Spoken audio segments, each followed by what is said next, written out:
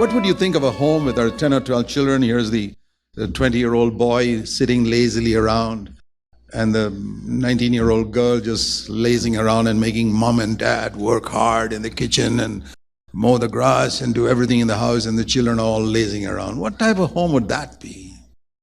But I tell you, many churches are like that, where they leave the elders to do everything and they take no responsibility. Now that's okay if you were born again yesterday, and I say if you're born again within the last 2 years, permitted. But if you've been a believer for more than 2 years, it's about time you began to help the little babies and the ones younger than you. And not just sit back lazily and think only of yourself and have your whole life centered around yourself. Where am I growing spiritually? Everything's okay with my family. No, that's not the way. That's the thought life of a baby. A mature person always thinks, how can I help somebody else? How can I bless somebody else? I don't want any title or position in the church, but I want to be mature, and I want to have a godly jealousy that that person should be a pure virgin for Christ. And he says, I'm afraid, 2 Corinthians 11:3, that like the serpent deceived Eve by his craftiness. If any of you are, it's good to be smart and clever. That's okay.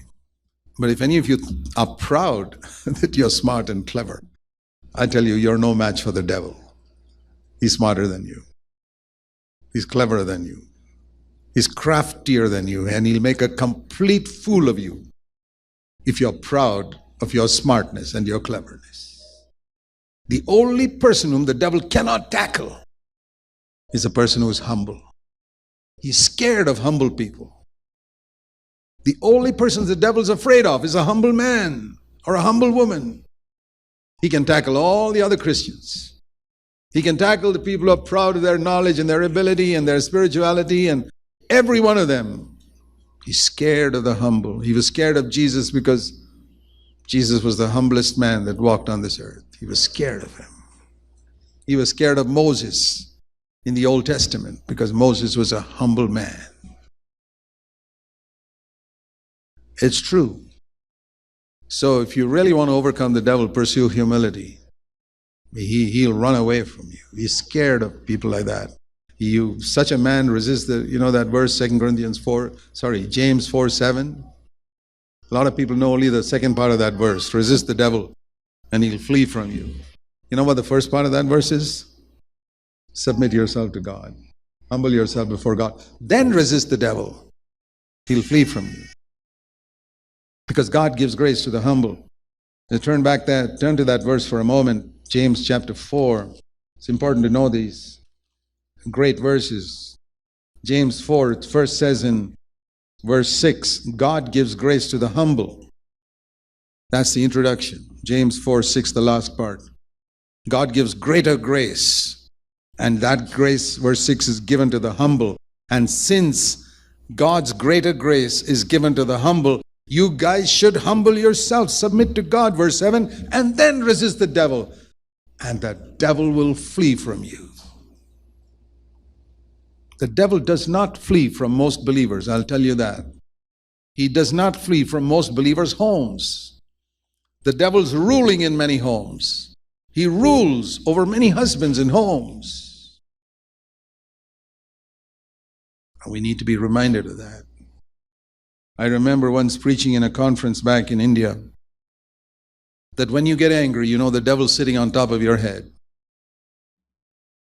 And I remember one sister telling me that once she lost her temper at home, and her little 7-year-old girl said to her, Mommy, you remember what Brother Zac said, that when you lose your temper, the devil's sitting on top of your head? And she said, that really spoke to me. My 7-year-old daughter told me that. She heard what you said in the meeting. Yeah, resist the devil and he'll flee from you. But otherwise, if you're not humble and you're not seeking to go down and humble yourself, you're not getting grace, And one mark of not getting grace is you're not able to overcome sin. Because it says, sin shall not rule over you, Romans 6:14, when you're under grace. That's the clearest proof of a man receiving grace from God, that sin cannot rule over him. When sin rules over me, I have to fall before God and say, Lord, I have not got grace from you. And I have not got grace from you because whatever other people may think of me, you see that I'm not a humble man or a humble woman. Forgive me. I don't want to fool myself and live on this earth. I want to take my Christian life more seriously. Dear brothers and sisters, please take the word of the Lord today. Forget the past. Acts 17:30, God overlooks your times of ignorance, but He commands everyone to repent today and take it seriously. Resist the devil. It's not God's will that we should be running away from the devil. I'll tell you what God's will for us is, that the devil should be running away from us. That's from James 4:7. But that's only before humble people. Take James 4, 6, and 7 seriously and go before God and meditate on it and say, Lord, why isn't the devil running away from me? Why isn't the devil running away from my home? Why isn't the devil running away? Why isn't he scared when he sees that I'm coming somewhere? It should be like that. That's because the devil says, Jesus I know and Paul I know, and so I know, and so I know, but who are you? I know all about your life. I know all your pride. You're trying to resist me? What a shame. It shouldn't be like that.